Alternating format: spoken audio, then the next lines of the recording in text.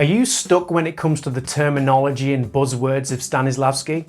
Then you've come to the right place. Welcome to Organic Acting. I'm Chris Conway and this is Stanislavski Terminology and Techniques, Objectives and Priming the Subconscious. So in my last video, I broke down the ideas of circles of attention and communion. In this video, I'm going to be looking at two more techniques. One of them probably the most important when it comes to Stanislavski and naturalism, and that being objectives. So if you've watched any of my other videos, you know that I bang on and on and on about objectives and character motivation and how important they are in creating real moments and creating organic emotion. However, I would like the opportunity to go into objectives in a bit more detail. It's all right me saying, oh, your character should have a motivation, but what kind of motivation, or how do you create that motivation or work out the motivation? So I want to kind of pick this one apart and lay to rest exactly what objectives are and what they aren't, or what they should never be. And remember, objectives can be a character objective throughout the whole play, like they're super objective. It can be objectives scene by scene. It can be objectives when the unit changes. If you're not too sure about units, please check out one of my other videos where I explain this and how to unit a play. So first off, objectives should be active. So for example, I want to get out of the room, not I want to feel free. So there we have a concrete example of an active objective. I want to get out of that room. If you say something like, I want to feel free, it's a bit wishy-washy. So something concrete, something that's active. Next, objectives should be doable. So for example, I want to convince you I'm right, not I want to make everything beautiful. So you wanting to convince another character that you are right is a doable objective. It's something you can achieve, it's something you can do. I want to make everything beautiful is, how do you go about achieving that? Something that's doable. So next, objectives should stir and engage you, not be academic or long-winded. So an example of this would be, I want to get you into bed. Excuse the example, but I want to sleep with you. I want us to have sex.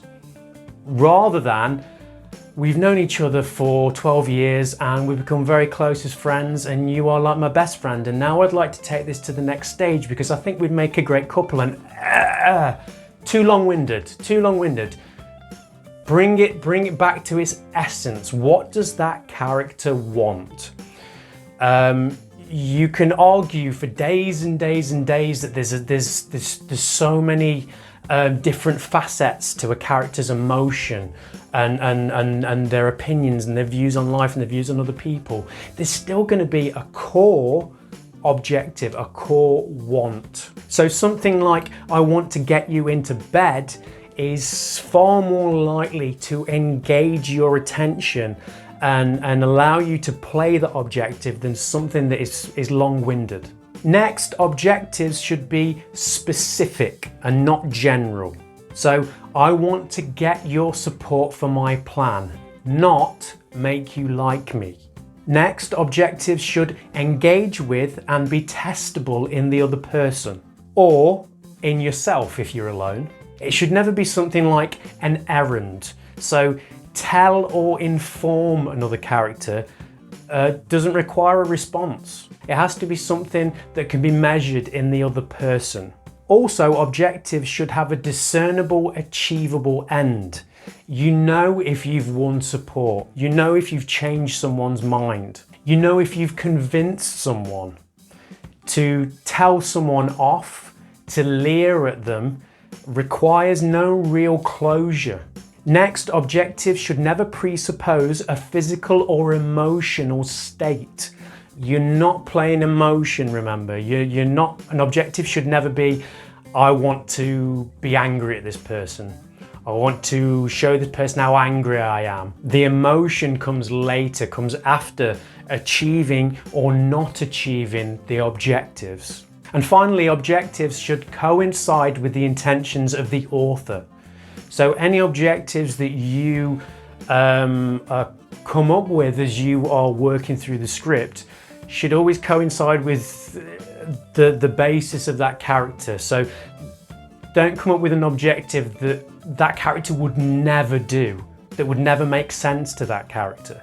You know, your character has certain personality traits, and if an objective is so out there, that character would never do those things, then you are going against what the author originally intended for that character and for those scenes. So it must fit in with what was originally intended. As a bit of a side note to objectives, always remember that to kind of enrich them, you can come up with an obstacle. I'm sure you have heard me say before, or you've heard other people say, that conflict is drama. You will never have or shouldn't have a character that just gets what they want straight away. Something is always stopping them.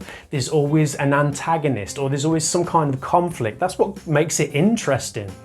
So if you can come up with some ideas of what is stopping you getting what you want, or could potentially stop you getting what you want, you're gonna have a more realistic reaction, and there's gonna be some organic emotion. Success! So next we get on to priming the subconscious with the conscious. Now, what do I mean by this? This sounds like another actory thing, you know, another one of these pieces of terminology in Stanislavski's books. What I'm talking about here is putting in the legwork, putting in the homework. As Robert De Niro once said, you have to earn the right to play a character. And I love that. I love that quote. I've always thought about that quote. So you're not just turning up and putting on a mask and speaking some empty lines for 2 hours, then going home. It's not about that. And of course, we all want to have these lightning moments when we're acting, where inspiration strikes us and we're carried away on this wave of emotion. It's all happening and it's all beautiful, and you remember why you wanted to act in the first place, and it's the best feeling in the world. Unfortunately, those lightning moments don't happen all the time. It's a 50-50 shoot up, you know, they could happen, they might not happen. And what happens if you are on stage one night and those inspirational moments don't come? What do you do? So priming the subconscious with the conscious means that you have worked on everything from the given circumstances, the background of your character, who they are, why they're there, what they want. And by consciously working on those things, you are priming the subconscious mind.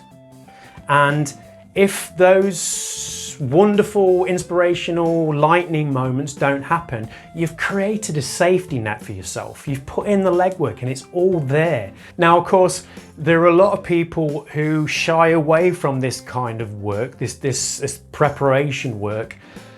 You know, when I've taught before and I've explained about units and objectives, the fact that you go through the entire play and create units every time there's a new scene, every time there's a change in dramatic action, every time a character leaves or enters the room, there's a new unit and a new objective. I've seen students just, you know, either break down in tears or just laugh their heads off. You know, why would you put in all that work? But it really does make a difference. The more preparation you can do, the more you are priming that subconscious mind, and it's gonna pay dividends. Thank you for joining me again. If you enjoyed this video and you got something out of it, leave me a comment down below. I will get back to you. Like, subscribe, share with your friends, hit the bell icon. I've been Chris Conway. I will see you next time. Bye-bye.